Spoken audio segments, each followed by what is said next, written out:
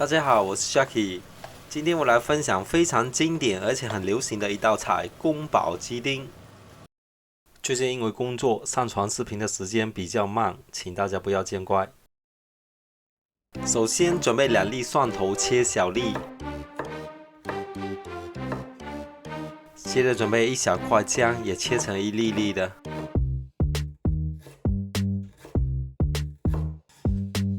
2条葱切葱粒，然后准备几条干辣椒，一些花椒，没有花椒也可以用花椒油代替。鸡肉我用的是鸡腿肉，你完全可以用鸡胸肉代替的。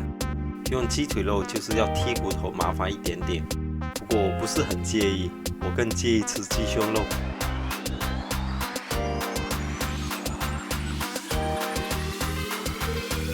剔好骨头，把鸡腿肉切成小块状的就可以了。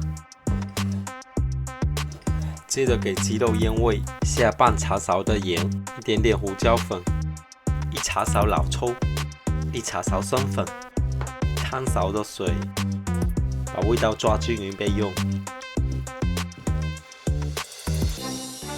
接下来准备酱汁，1汤勺生抽，1汤勺的醋，1茶勺蚝油，2茶勺的糖，1汤勺的料酒，1茶勺的麻油，1茶勺的生粉，大概5克，最后加上100毫升的水，搅拌均匀，这美味的酱汁就做好了。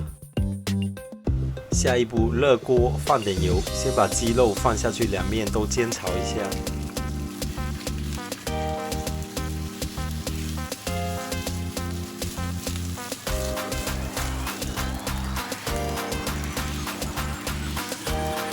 通常我会把鸡肉炒熟，炒熟的鸡肉先装出来，你也可以不装出来，放辣椒和花椒直接下去炒香。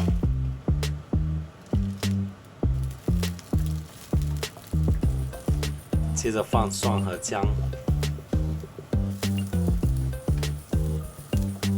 然后放鸡肉下去，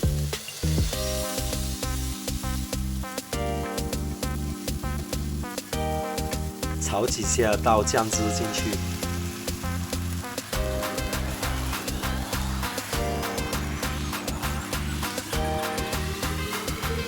酱汁煮滚了之后，把葱粒倒进去。这时候你也可以放点花生啊或者腰果，我就不放了，我媳妇对花生过敏啊，要是吃了不是她守寡啊，是我要关居啊。夜晚花生会 Q 味。